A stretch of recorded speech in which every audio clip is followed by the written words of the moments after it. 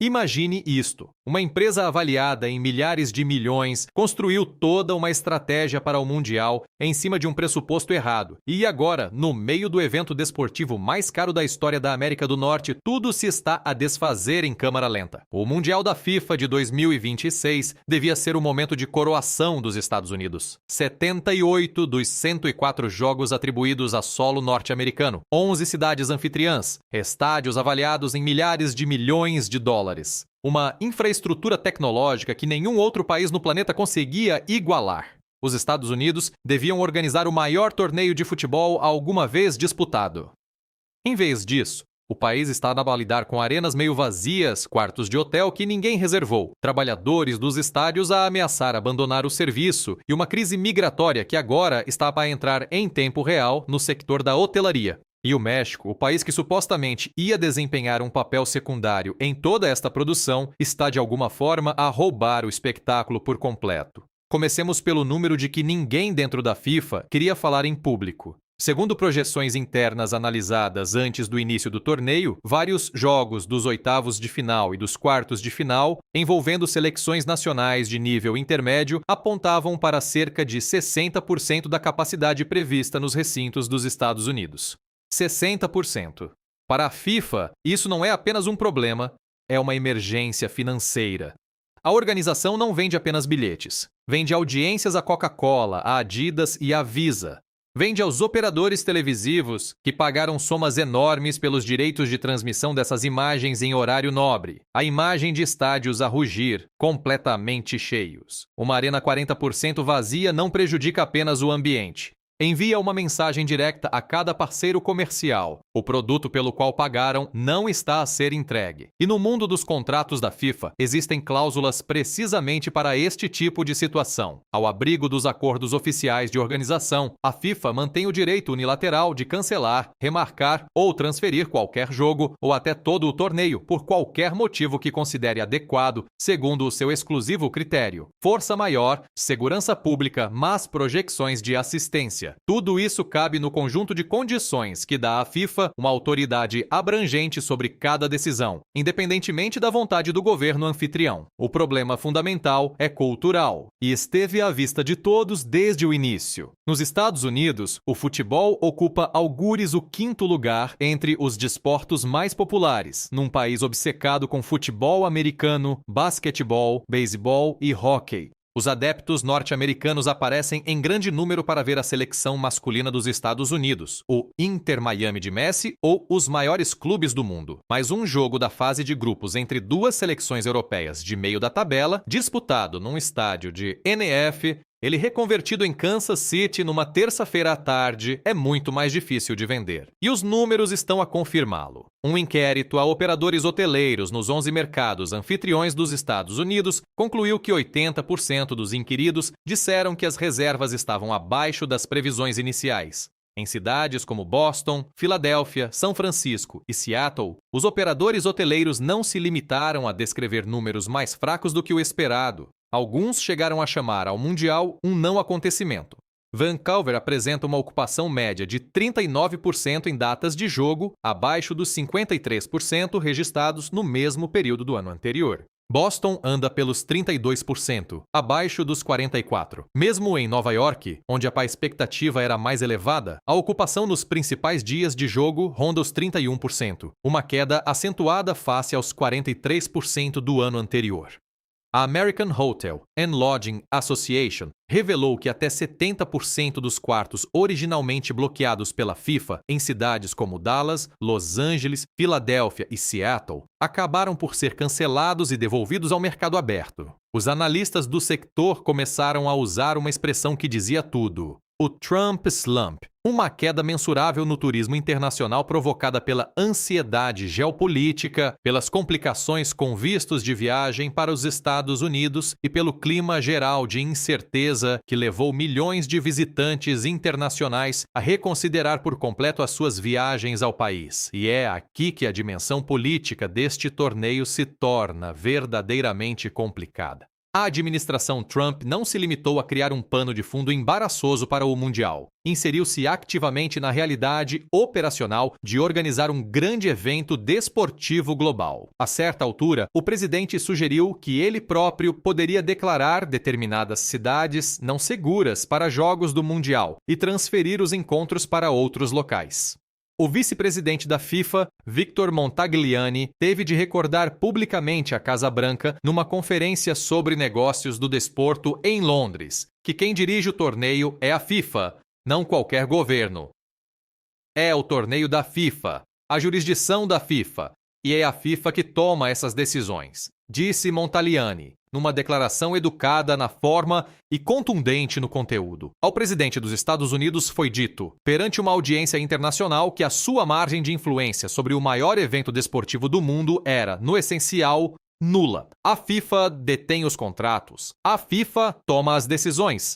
E se a FIFA decidir que um jogo tem de mudar de local por qualquer motivo, há muito pouco que qualquer governo nacional possa fazer legalmente para o impedir. A questão migratória desta história é o fio que continua a ser puxado até desfazer o novelo inteiro. A Unite Here Local 11, o sindicato que representa cerca de 2.000 trabalhadores da hotelaria e dos estádios no SoFi Stadium, em Los Angeles, o recinto previsto para receber 8 jogos do Mundial, ameaçou formalmente entrar em greve se agentes federais do Immigration and Customs Enforcement fossem destacados para o estádio durante a competição. As exigências do sindicato foram diretas. Queriam garantias federais de que o ICE seria impedido de operar dentro do recinto. Os trabalhadores não estavam apenas preocupados com a possibilidade de serem pessoalmente visados. Estavam preocupados com um efeito de intimidação que faria comunidades inteiras de trabalhadores imigrantes terem medo de comparecer aos seus turnos, medo de estar em público, medo de participar num enorme evento internacional que supostamente celebrava o desporto que amam.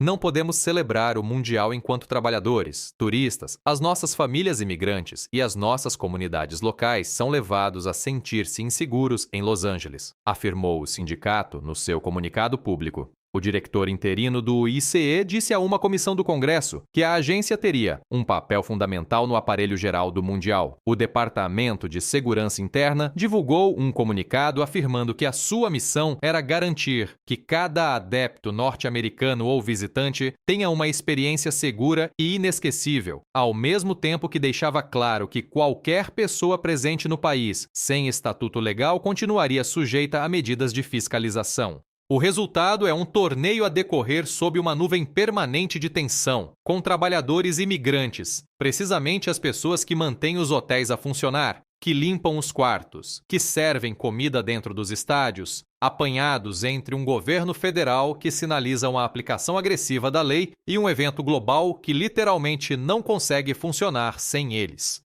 Mais de 120 organizações de defesa dos direitos dos imigrantes emitiram um alerta conjunto dirigido aos cerca de 10 milhões de visitantes esperados no torneio, avisando-os sobre graves violações de direitos que poderiam encontrar nas cidades anfitriãs dos Estados Unidos. Esse não é um detalhe que se veja associado à maioria dos mundiais. O sector hoteleiro de Nova York conseguiu evitar uma crise, mas por pouco. Em maio, o Hotel and Gaming Trades Council, que representa 27 mil empregados de hotel, chegou a um novo contrato de 8 anos com a Associação Hoteleira da cidade de Nova York. O acordo incluiu aumentos salariais de 50%, elevando o pagamento por hora das empregadas de limpeza de quase $40 para mais de $61 até ao fim do contrato. O acordo foi concebido explicitamente para impedir uma greve durante o Mundial. Funcionou, mas o preço foi enorme, e os analistas do sector estão agora a avisar que as tarifas hoteleiras em Nova York terão de subir ainda mais para compensar os novos custos laborais. Uma crise evitada, uma nova pressão financeira acrescentada. Enquanto tudo isto se desenrolava em Washington, Los Angeles e Nova York, algo completamente diferente acontecia cerca de 1.000 quilômetros a sul da fronteira. O México esgotou. Não alguns dos seus recintos, todos. O Estádio Azteca, na Cidade do México, com uma capacidade oficial de 87.500 lugares, esgotou as suas listas de espera ao ponto de a procura triplicar a capacidade disponível.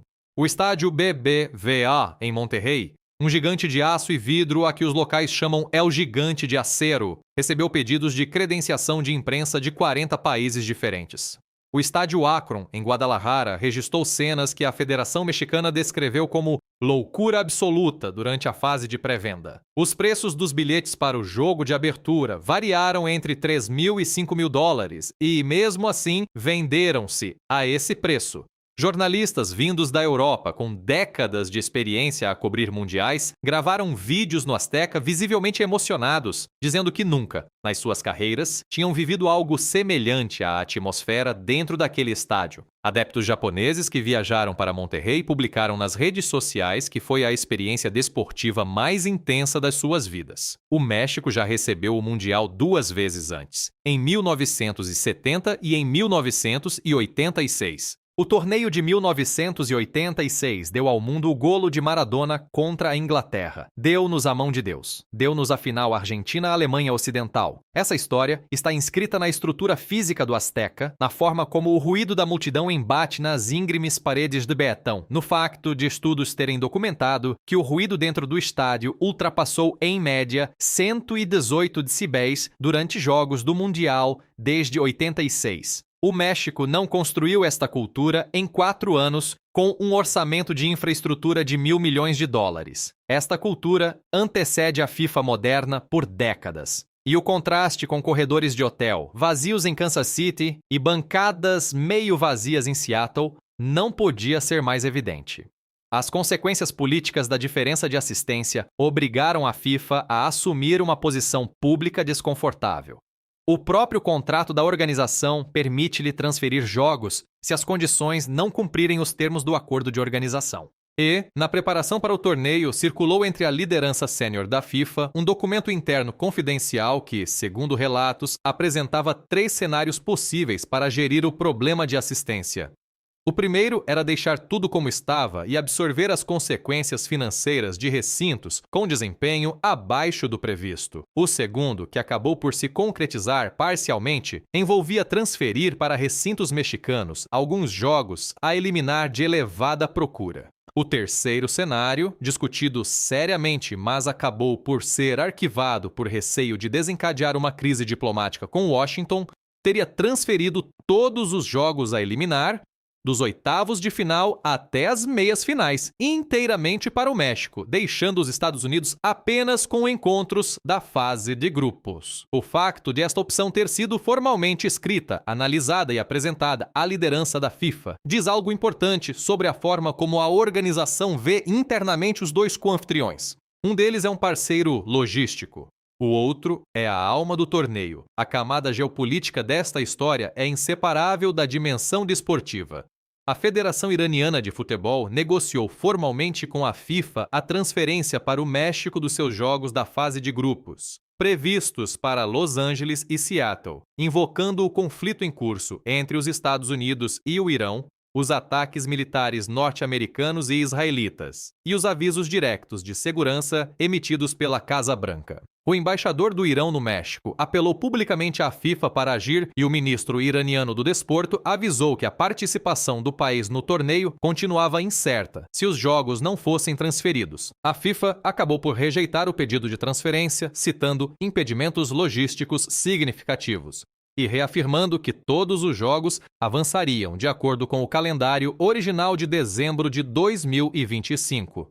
O Irão ficou no grupo G, ao lado da Nova Zelândia, da Bélgica e do Egito, com jogos entre 15 e 27 de junho. A presidente do México, Claudia Sheinbaum, confirmou que a FIFA comunicou diretamente a sua decisão, deixando claro que o México estava preparado para receber esses jogos. A situação do Irão foi o foco geopolítico mais visível, mas esteve longe de ser isolada. Em janeiro de 2026, 23 membros do Parlamento Britânico, representando o Partido Trabalhista, os liberal-democratas, os verdes e o Plaid Cymru assinaram uma moção formal pedindo aos organismos desportivos internacionais que considerassem expulsar os Estados Unidos das grandes competições, incluindo o Mundial, citando aquisições militares norte-americanas contra a Venezuela, a Nigéria e o Irão, bem como retórica ameaçadora contra a Groenlândia, o México, a Colômbia e outras nações. A FIFA não agiu perante esses apelos, mas a moção existiu. Pressão internacional desse tipo, vinda de legisladores eleitos de um grande país democrático, não é algo que normalmente rodeie um anfitrião de um mundial. É um sinal sobre a forma como a comunidade internacional mais ampla está a interpretar o ambiente político em torno deste torneio. Entretanto, o governo federal do México viu-se no seu próprio impasse diplomático com Washington. Um impasse que nada tem a ver diretamente com o futebol, mas tudo a ver com a crise laboral que atravessa a hotelaria norte-americana. O governo dos Estados Unidos abordou a administração da presidente mexicana, Claudia Sheinbaum, procurando novos acordos sobre cotas de trabalhadores temporários, pedindo na prática ao México que fornecesse mão de obra de emergência para ajudar a sustentar hotéis e infraestruturas de serviços antes da chegada de milhões de visitantes do Mundial. A resposta mexicana foi firme. O governo comunicou na linguagem da diplomacia formal, mas com uma clareza inequívoca, que se os Estados Unidos queriam trabalhadores mexicanos, tinham de garantir salários dignos e direitos laborais protegidos por lei. O México não estava no negócio de fornecer mão de obra barata de emergência para salvar uma indústria que passou anos a beneficiar de trabalhadores imigrantes sem lhes conceder proteções básicas. O impasse continuava por resolver quando o torneio começou. A ironia econômica no centro de tudo isto é quase demasiado afiada para parecer real. Os hoteleiros norte-americanos passaram anos a construir lucros enormes às costas de mão de obra imigrante, muita dela mexicana, que mantinha os quartos limpos, as cozinhas a funcionar e as recepções com pessoal. A postura da administração Trump em matéria de fiscalização migratória, combinada com o aumento das rendas, a inflação e a estagnação dos salários reais no sector hoteleiro dos Estados Unidos, tornou gradualmente insustentável a permanência no país para uma grande parte dessa força de trabalho. As pessoas fizeram as contas e decidiram que construir algo em casa, perto da família, num país com crescente investimento industrial, nova infraestrutura logística e capacidade industrial em expansão, era melhor do que continuar a trabalhar horas extenuantes num país estrangeiro enquanto viviam com medo da fiscalização. O resultado é que os hotéis nas cidades anfitriãs do Mundial estão agora a correr atrás de pessoal durante o maior evento turístico que receberam em décadas. Há anúncios de emprego nos átrios.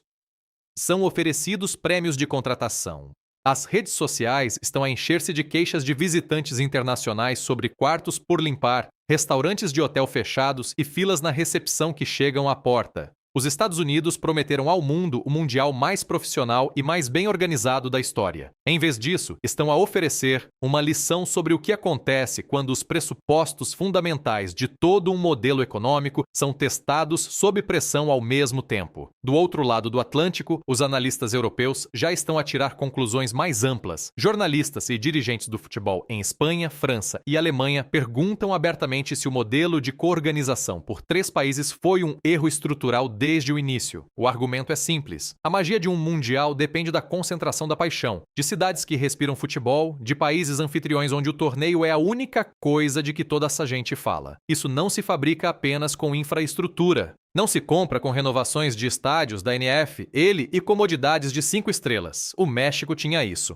Os Estados Unidos, não. E os números, em vendas de bilhetes, reservas hoteleiras, métricas de ambiente e audiências televisivas, estão a defender esse argumento por si. As pesquisas na internet por conteúdos sobre futebol mexicano na Europa aumentaram 400% nas semanas em redor do torneio. A Liga MX, que a maioria dos dirigentes do futebol europeu tratava anteriormente como um mercado secundário, está agora no radar de clubes e operadores televisivos, que viram 87 mil pessoas perderem a cabeça dentro do Azteca e decidiram que precisavam de saber mais sobre o que se estava a passar no futebol mexicano. As cidades anfitriãs no México estão a sentir impactos econômicos que nunca tinham sido orçamentados, no melhor sentido possível. Cidade do México, Monterrey e Guadalajara estão a receber centenas de milhões de dólares em receitas de turismo, comércio, restauração e hotelaria que superaram todas as projeções. Todos os quartos de hotel estão reservados. Todos os restaurantes perto do Azteca têm fila à porta. As zonas comerciais em redor do estádio BBVA, em Monterrey, estão a operar a uma capacidade que os responsáveis pelo planeamento econômico da cidade não esperavam antes de as rondas a eliminar estarem bem avançadas. O contraste com as descrições de não acontecimento vindas de Boston e Seattle é tão extremo que se tornou uma história por si só, não apenas nos meios desportivos, mas também na cobertura financeira e política generalista. Nada disto significa que o Mundial dos Estados Unidos seja um fracasso total. Nova York, Los Angeles, Miami, Dallas e Houston continuam projetadas para registrar crescimento positivo da receita por quarto disponível durante o torneio e a própria final, marcada para o MetLife Stadium em Nova Jersey no dia 19 de julho, quase certamente esgotará e gerará números televisivos enormes. Mas a distância entre a promessa e a realidade foi suficientemente grande e suficientemente visível para reformular por completo a conversa política e comercial em torno deste Mundial. Aquilo que devia ser o momento em que os Estados Unidos se apresentariam à comunidade global do futebol como uma nação anfitriã de primeira linha, tornou-se, em vez disso, um estudo de caso ao vivo sobre os limites do dinheiro sem cultura, da infraestrutura sem paixão e da ambição sem a base social necessária para a sustentar. O torneio continua a ser jogado, os golos continuam a ser marcados, o Azteca continua a tremer. Mas a história do Mundial de 2026 já não é principalmente sobre o que acontece dentro de campo. É sobre o que está a acontecer fora dele, nos átrios dos hotéis, nos gabinetes do Congresso, nas reuniões diplomáticas entre Washington e a Cidade do México, e nos corredores internos da FIFA, onde os executivos já estão a pensar no que este torneio lhes ensinou sobre a geografia da alma do futebol.